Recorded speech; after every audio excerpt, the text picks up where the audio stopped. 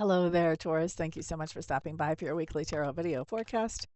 This forecast is for the week starting on Valentine's Day and ending February the 20th. Really curious to see what kind of cards everybody gets for Valentine's Day. So far, I've just done Aries, and that one, although it was a good card, it was not what I was expecting. Let's say that. I'm thinking people should be getting aces of pentacles, maybe even sixes of cups, but let's see what happens. Let's see what happens for the next 11 signs, counting you guys. I should say counting us because I'm a Taurus rising.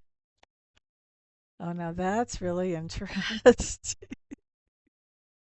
I don't know. Maybe we're not that into Valentine's Day this year.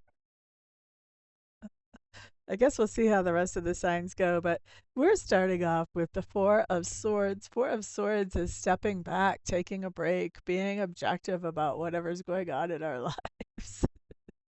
This is this is taking a break, resting, rejuvenating. Many times it's healing, getting ready to regroup.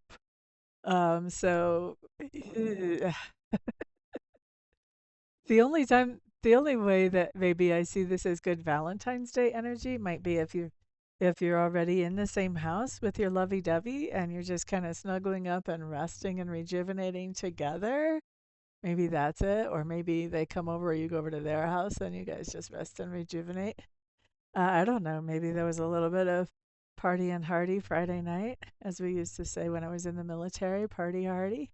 Friday night, and you guys are resting together. Could be. But resting, rejuvenating, kind of thinking about how you're going to get back out into the world again and what you're going to do when you do that is what I see going on for Saturday. Maybe that's with somebody else. Maybe it's not. Really no indication either way there on that card. So, man, I want some sweet cards for Valentine's Day. Now let's see. I say that and I have no interest in dating at all right now, but I still want some sweet cards for Valentine's Day for all of y'all. Let's see about Sunday. Sunday, you guys have, or we have, the Ten of Wands coming up in reverse. Ten of Wands just talks about that we're putting down some kind of responsibility that we would normally be carrying. So, carrying, I should say. So, normally, this could be things like, say that normally on Sunday, you take your kid to violin practice, and maybe on this Sunday, there isn't violin practice, and so you're not doing that. Or this could be that you are, Ten of Wands can be walking away from a job. You know, it's putting down a responsibility or no longer being accountable to something or someone.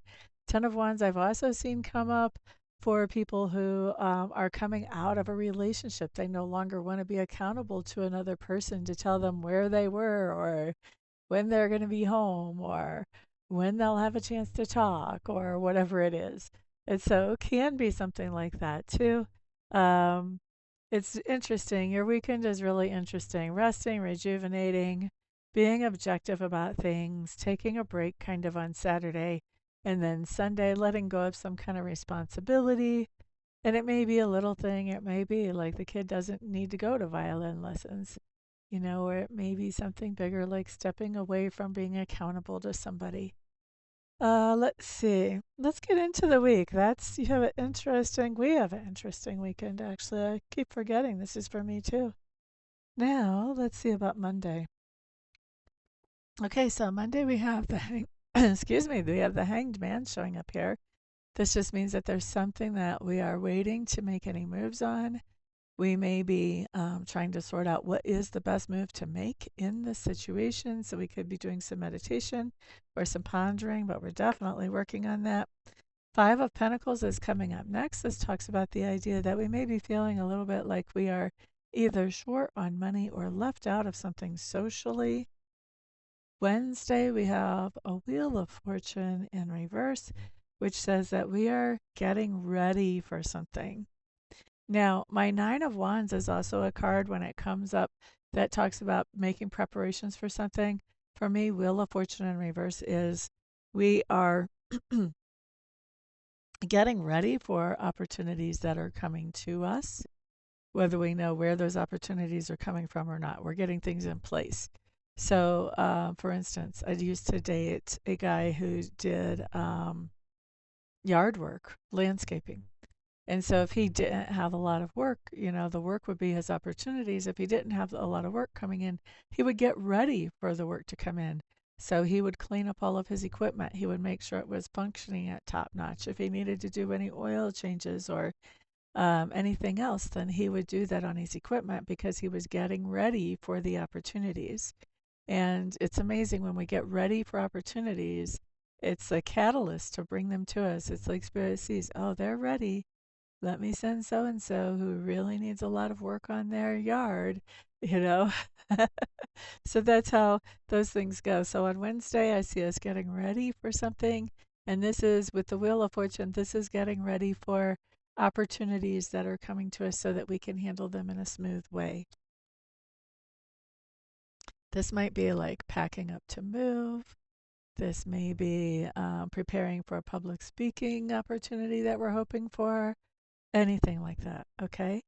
Now, looking at Thursday, we have the Two of Wands. This just says that we have choices on Thursday, and these choices are all good options. The hardest part is figuring out which one we want to prioritize and which one we want to leave behind because we don't have the resources to go forward productively with both. I don't think we're having any trouble making that choice. I think we're making it pretty easy, but we have good choices in front of us. And on Friday,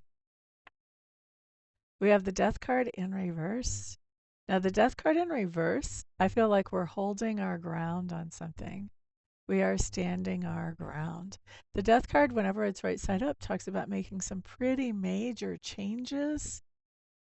And when it's in reverse, this is like stand fast, hold your space. Don't back down.